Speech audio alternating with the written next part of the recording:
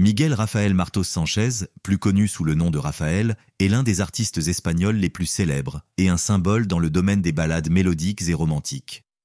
Avec plus de 60 ans de carrière, il est réputé pour ses gestes distinctifs et ses réalisations impressionnantes. Raphaël est le seul artiste hispanophone à avoir remporté le record d'Uranium après avoir vendu plus de 50 millions d'exemplaires au cours de sa carrière musicale. Seuls Michael Jackson, les groupes Queen et AC/DC ont obtenu cette distinction. Cependant, derrière l'impressionnante carrière de Raphaël se cache une autre facette de sa vie, pleine de rumeurs, de conflits personnels, de disputes et de victoires moins connues. Restez avec nous pour explorer les aspects les plus sombres de sa vie, qui sont restés longtemps cachés aux yeux du public. L'adolescence. Miguel Rafael Martos Sanchez, né à Linares, Jaén, Espagne, est considéré comme l'une des figures les plus marquantes de la musique espagnole. Le parcours de Raphaël, connu sous de nombreux surnoms attachants tels que El Ruiseñor de Linares, El Divo de Linares, et également connu sous le nom de El Niño, depuis des débuts modestes jusqu'à la célébrité mondiale, est impressionnant et inspirant. Alors que Raphaël n'avait que 9 mois, sa famille a déménagé à Madrid, et c'est là que ses capacités exceptionnelles ont commencé à se manifester. À l'âge de 3 ans, il a fait ses débuts en public dans la cour de son école, Los Escolapios. Raphaël y reçoit un repas sain en échange de son chant dans la chorale. CE, qui est une petite récompense pour un enfant qui pense que sa voix peut lui permettre de sortir de la pauvreté. Raphaël a rejoint une chorale d'enfants à l'âge de 4 ans et avait déjà franchi une étape importante à l'âge de 9 ans. Lors d'un concours au Festival de Salzbourg, en Autriche, elle a été désignée meilleure voix d'enfant d'Europe, et le reste appartient à l'histoire. Dès son enfance, Raphaël a adopté une attitude déterminée. Il s'est enfui à l'âge de 10 ans pour se produire au théâtre. Sa mère l'a grondé un soir où il était arrivé à la maison à 2 heures du matin, après avoir marché de la Gran Vía à Cuatro Caminos à Madrid.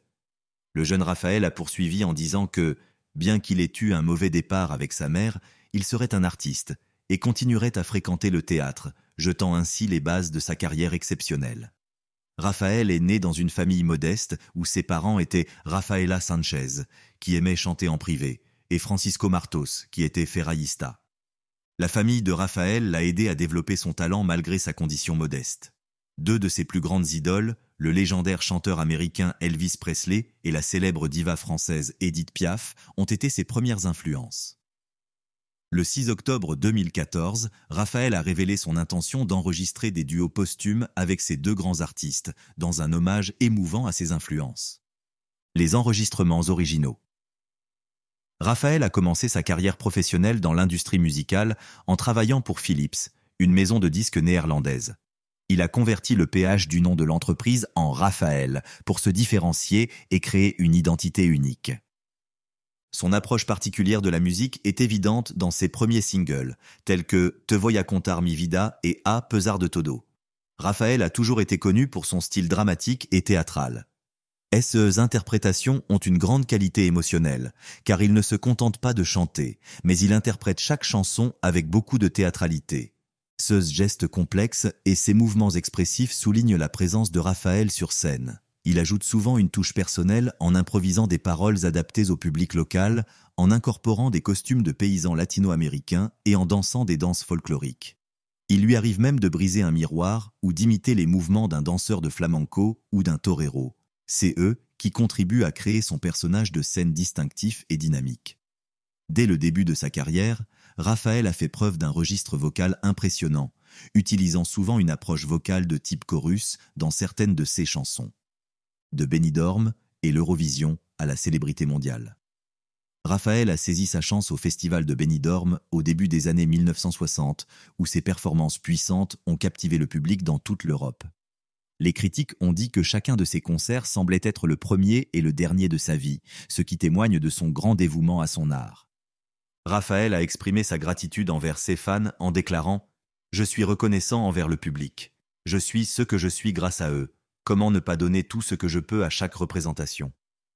Avec sa participation au concours Eurovision de la chanson en 1966 et 1967, son succès ne cesse de croître. Grâce à ses interprétations de Yo soy aquel et Hablemos de l'amor, Raphaël acquiert la confiance et le dynamisme nécessaires pour entamer une carrière internationale. Son enthousiasme et son talent sont rapidement reconnus dans le monde entier, de l'Italie au Japon, où sa chanson Escandalo devient la plus populaire. Raphaël a eu une carrière impressionnante qui comprend de nombreuses tournées mondiales et des représentations dans certains des théâtres les plus prestigieux, notamment le Carnegie Hall, le Paramount Theatre de New York, l'Opéra de Sydney et l'Olympia de Paris. Il a également impressionné le public dans les stades de football des grandes villes du monde entier. SU's contributions à la musique lui ont valu d'être reconnu comme une personnalité indépendante qui, à l'instar d'autres grandes figures musicales, a créé son propre mouvement musical appelé raphaélisme. Un grand nombre de personnes dans le monde entier ont adhéré à ce phénomène. Les chansons Mi Gran Noche, Digan lo que digan et El Tamborilero comptent parmi ses plus grands succès. Cette dernière est devenue un élément important des festivités de Noël en Espagne et en Amérique latine, et son son est entendu partout, des stations de radio et de télévision aux centres commerciaux et aux patinoires. Néanmoins, Raphaël exprime son opinion avec humour. Il ne chante que sur scène et sur disque, gardant le chant comme une partie spéciale de ses performances en direct et de ses apparitions à la télévision américaine et espagnole. Dans les années 60 et 70, Raphaël étend sa carrière au cinéma, entamant une aventure parallèle réussie sur grand écran.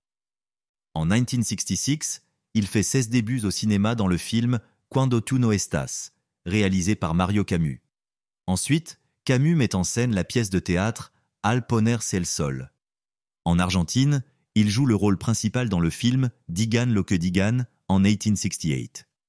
Sa carrière cinématographique comprend El Golfo, tourné au Mexique, et El Ángel, partiellement tourné en Angleterre. Il est également apparu dans Sin un adios et Volveré a nacer. Raphaël a gagné en popularité aux États-Unis après une apparition mémorable au Ed Sullivan Show le 25 octobre 1970. Il a été bien accueilli lorsqu'il a interprété un pot-pourri de Alléluia et de Jabba Nagila en espagnol, en anglais et en italien. Le 27 décembre 1970, il revient dans l'émission pour interpréter des chansons telles que Maybe, Somos, When My Love Is Around, Cuando llega mi amor et The Sound of the Trumpet. En 1975, Raphaël a présenté sa propre émission de télévision intitulée El Mundo de Rafael à la télévision espagnole et a connu un grand succès. Il présente l'émission avec des artistes internationaux et celle-ci devient une plateforme importante pour sa carrière musicale. En outre, il a commencé à travailler à la radio où il a animé avec son partenaire un programme dans lequel ils ont interviewé des personnalités. Raphaël s'est également illustré dans les telenovelas, dont la production a débuté au Mexique et s'est achevée au printemps 1988. Par la suite, la telenovela a été diffusée dans d'autres pays, comme le Pérou et le Chili, CE qui a renforcé son impact dans le monde hispanophone. Les années 1980 sont les années d'or. Au début des années 1980, Raphaël s'est imposé comme leader musical grâce à la production de plusieurs chansons à succès, telles que Que tal te va sin mí, Como yo te amo, En carne viva et Estar enamorado. Son style vocal unique et son sens dramatique sont mis en valeur sur CS titres, ce qui le rend encore plus populaire auprès de son public mondial. En 1980, Raphaël a reçu un disque d'uranium, une distinction prestigieuse récompensant les 50 millions de disques qu'il a vendus au cours de sa carrière. Michael Jackson, AC/DC et Queen ne sont que quelques-uns des rares artistes à avoir reçu cette distinction. Entre 1984 et 1985, Raphaël a travaillé avec le célèbre musicien espagnol José Luis Perales, qui a produit plusieurs chansons inoubliables telles que Amame, Yo sigo siendo aquel, Dile que vuelva, Como es él et Estoy llorando hoy por ti. Ces albums consolident sa position de leader de la musique hispanophone. En 1987, Raphaël quitte Spavox pour rejoindre Columbia Records, aujourd'hui Sony Music. Il y collabore avec Roberto Libi dans des productions musicales telles que Toco Madera et Maravilloso Corazón. En 1991, la chanson Escandalo a connu un grand succès en Espagne, en Amérique latine et au Japon, atteignant le sommet des charts japonais. Raphaël est retourné chez EMI après avoir mis fin à son contrat avec Polygram à la fin des années 1990.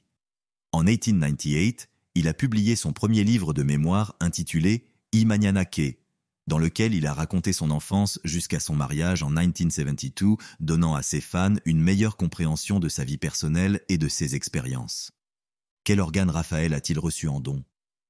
Au cours de l'année 2000, Raphaël a joué un rôle de premier plan dans la création de la comédie musicale Jekyll and Hyde en Espagne, à laquelle il a participé pendant 7 mois. Cependant, cette période a été marquée par un problème de santé pour l'artiste. Sa lutte contre la cirrhose du foie, une maladie grave exacerbée par l'abus d'alcool, prend fin. L'état de santé de Raphaël s'est tellement aggravé qu'il a dû subir une greffe de foie pour survivre. Il a été placé sur la liste d'attente pour une transplantation après avoir subi des évaluations médicales rigoureuses. En avril 2003, Raphaël a subi avec succès une opération pour obtenir un nouveau foie. Après avoir repensé à cette période difficile, Raphaël a déclaré que sa vie était également en train de s'écrouler à cause d'une absurdité qui s'intensifiait par inadvertance, tout cela à cause du sommeil et du repos, ce qui aurait pu déboucher sur une balle qui aurait pu me coûter la vie. Il a précisé qu'il ne consommait pas d'alcool par plaisir, mais parce qu'il voulait se reposer. Il a décrit comment il a commencé à boire de l'alcool pour faire face aux exigences de sa carrière, en commençant dans les avions et dans les minibars des hôtels. Il a admis avoir pris une portion, puis une autre, et toute la nuit, il a dormi comme un loir. Et le lendemain, il pouvait chanter comme un ange, bien reposé. Mais bien sûr, son organe vital s'usait. Après sa guérison, Raphaël fêta son rétablissement physique par la tournée de retour qui se termina en 2004. Cette tournée démontre sa résilience et son refus de s'enfermer dans le passé, car il pense qu'il a beaucoup de choses à attendre. La tournée mondiale My Big Night a commencé en 2013 et s'est poursuivie jusqu'en 2014. En 2015, la tournée mondiale Raphaël Sinfonico est presque ininterrompue, ce qui témoigne de son enthousiasme et de son dévouement à long terme pour son art. En 2018, Raphaël a sorti un album exceptionnel intitulé Re Sinfonico, qui comprend une sélection de SE chansons les plus remarquables, arrangées d'une manière différente. Pour soutenir cet album, il effectue une tournée dans les principales villes d'Europe et d'Amérique latine, démontrant son attrait stable et sa présence sur scène. En 2001, Raphaël a présenté Raphaelismo, un programme documentaire qui explore sa vie personnelle et professionnelle. Cette série explore ses réussites professionnelles, ses luttes personnelles et ses aspirations, tout en offrant du matériel audiovisuel exclusif qui n'a jamais été présenté auparavant. Bien que Raphaël soit surtout connu pour ses performances scéniques palpitantes, il a également apporté des contributions significatives au cinéma et au théâtre tout au long de sa carrière. Dans les années 1970, il a figuré en bonne place sur la façade du Teatro Monumental de Madrid et est apparu dans une douzaine de films au fil des ans. Raphaël considère sa famille comme sa plus grande réussite et sa plus grande fierté, malgré son grand succès, les millions de disques vendus, la reconnaissance internationale et les nombreuses récompenses qu'il continue d'accumuler. Un fils adoptif de la ville de Madrid est nommé. Le 11 avril 2018, la mairesse de Madrid, Manuela Carmena, décerne à Raphaël le titre de fils adoptif de la ville. Lors de la séance plénière de février 2018, tous les groupes municipaux ont approuvé à l'unanimité cette nomination prestigieuse, proposée par la mairie de Madrid et soutenue par des pétitions publiques. Raphaël a été honoré pour sa remarquable carrière artistique et ses relations étroites avec la ville de Madrid. Dans son discours de remerciement, Raphaël a exprimé sa grande gratitude et son attachement à Madrid. « J'ai une grande dette envers Madrid. Depuis mon arrivée à l'âge de 9 mois jusqu'à mes premiers pas en tant que chanteur, mon premier concert, mon premier contrat d'enregistrement, mon premier film et ma vie avec Natalia, ma femme et nos 3 enfants, tous originaires de Madrid, tout s'est passé ici. Je suis un artiste de Linares, d'Andalousie, espagnol, européen et mondial, et je suis actuellement adopté à Madrid. » Raphaël a rejoint d'autres personnalités telles que Pedro Almodóvar avec cette reconnaissance, ce qui fait de lui la 22e personne à recevoir cet honneur depuis 1980. La mairie de Madrid accorde le titre de fils adoptif aux personnes qui, bien que n'étant pas nées à Madrid, ont contribué de manière significative à la ville par leur réalisation et leur qualité personnelle. Conflit. Lors de la course au poste de gouverneur de Porto Rico en 1984, la chanson emblématique de Raphaël, Yo Soy Aquel, a été utilisée dans un contexte politique inattendu et humoristique. Dans une publicité radiophonique, Carlos Romero Barceló, qui était gouverneur à l'époque, a parodié la chanson et s'est adressé à son rival, Rafael Hernández Colón, qui portait le même nom que Raphaël. La parodie, qui imite habilement le style vocal distinctif de Raphaël, est utilisée pour se moquer de Hernández Colón. Raphaël a été surpris d'utiliser la musique sans autorisation mais l'a trouvée amusante. Raphaël a apprécié l'humour de la référence et a pris l'incident au sérieux, malgré l'application non conventionnelle de sa chanson dans un contexte politique. Vie amoureuse. Les débuts de la vie amoureuse de Raphaël ont été marqués par une série de relations brèves et souvent discrètes. Mons, qu'il a rencontré à Barcelone lors d'un concert à la Sala 1400, a été l'un de ses premiers intérêts romantiques connus. Plus tard, Raphaël a eu une relation avec une Espagnole qui était la petite amie du responsable de son contrat lors de ses voyages en Turquie. Il s'agit d'un cas d'infidélité à Istanbul. Malgré ses premières aventures, Raphaël n'est pas reconnu comme un coureur de jupons et sa vie sentimentale fait souvent l'objet de spéculations. Même en Espagne, on s'interroge sur son orientation sexuelle. Raphaël n'avait pas eu de relation à long terme et ne se souvenait que vaguement d'une danseuse rencontrée lors d'un spectacle de variété avec laquelle il avait partagé ses premiers baisers à Andújar. Sa notoriété grandissant après sa participation au festival de Benidorm, on tenta d'établir un lien positif avec la presse. Pour ce rôle, on choisit Soledad Miranda, la nièce de Paquita Rica, qui était à la fois actrice et chanteuse. Cependant, cette histoire d'amour inventée n'a pas duré longtemps. Au cours de ses voyages en Amérique dans les années qui suivirent, Raphaël fut confronté à des tentatives constantes de jeunes femmes pour le contacter. Bien qu'il soit resté discret sur toute attirance éventuelle, certaines de ces rencontres ont été rapportées dans la presse, souvent avec des allégations d'un flirt passager qui serait bientôt rendu public. Malgré ces scandales occasionnels, Raphaël a réussi à garder sa vie personnelle largement secrète. Tout au long de sa carrière, Raphaël a pu compter sur une équipe de soutien dévouée, dont 2 secrétaires qui ont joué un rôle important dans sa vie. Dominique l'a aidé à apprendre le français, tandis que Cathy l'a aidé à apprendre l'anglais. Il les appelait affectueusement « ma partenaire », soulignant ainsi l'importance qu'elles avaient pour lui. La vie personnelle de Raphaël est restée un mystère malgré ses relations professionnelles étroites. Toute histoire ou liaison romantique qu'il a pu avoir, en particulier lors de ses voyages à l'étranger, n'a jamais été significative ou largement médiatisée. Il y a toujours eu des rumeurs, mais aucune n'a été corroborée par des faits concrets jusqu'à ce que Natalia Figueroa entre dans sa vie. L'actrice légendaire Ava Gardner a été impliquée dans un épisode notable du passé de Raphaël. Pendant le tournage de son film El Golfo à Acapulco, Ava Gardner lui a rendu visite et leur rencontre a été filmée. Le manager de Raphaël, Paco Gordillo, a accepté que ces images soient publiées sur la couverture d'un magazine en échange d'une apparition de Raphaël dans le magazine. Raphaël s'est souvenu de sa rencontre avec Gardner, soulignant sa beauté stupéfiante et lui proposant de nouer des liens plus profonds. Il s'est dit « J'ai fini par penser que cette femme aux yeux verts, dont la beauté dépasse les limites humaines, était à moitié amoureuse de moi. » Lors de la fête d'anniversaire d'Ava Gardner dans la villa de Frank Sinatra, elle fait preuve d'une nature possessive et capricieuse en s'accrochant à lui. Tout au long de sa vie, Raphaël s'est toujours souvenu de Gardner avec affection, même si leur relation était plus qu'une simple amitié. L'histoire d'amour entre Raphaël et Natalia Figueroa. Natalia Figueroa, fille du marquis de Santofloro et petite-fille du comte de Romanone, chef de gouvernement et ministre d'Alphonse XIII, est considérée comme l'amour principal et exclusif de Raphaël. Natalia était connue pour sa personnalité extraordinaire mais humble, mais elle n'a jamais fait étalage de sa noble ascendance. Le 29 juin 1968, Raphaël se souvient avec force de leur première rencontre lors d'un festival organisé par Radio España, auquel Natalia était présente. Bien qu'il n'y ait pas eu de lien immédiat, Raphaël a ressenti un sentiment particulier. Comme c'était le cas pour l'élite de l'époque, il n'avait pas encore été présenté officiellement. C'est finalement Antonio de Olano, un journaliste, qui les a présentés.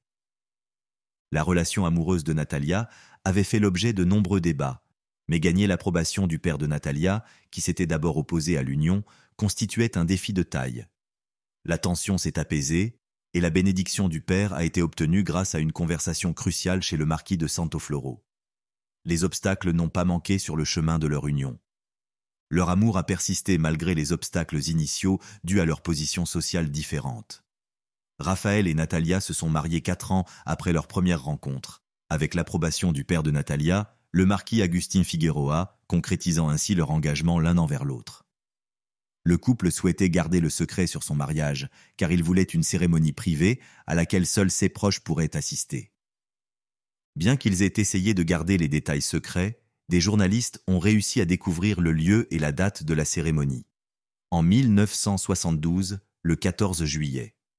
Certains journalistes, désireux d'obtenir l'exclusivité, ont engagé des détectives ou reçu des informations privilégiées pour obtenir les détails, car l'événement s'est déroulé à Venise. Quels sont les descendants de Raphaël? En 1933, le premier fils de Raphaël et Natalia Figueroa, Jacobo, est devenu l'époux de la célèbre actrice Tony Acosta. Un an plus tard, naît leur fille Alejandra, qui commence sa carrière de restauratrice au musée Thyssen-Bornemisza. C'est eux qui agrandit la famille. En 1988, ils fêtent l'arrivée de leur plus jeune fils, Manuel, qui a épousé Amelia Bono, fille de l'ancien homme politique espagnol José Bono.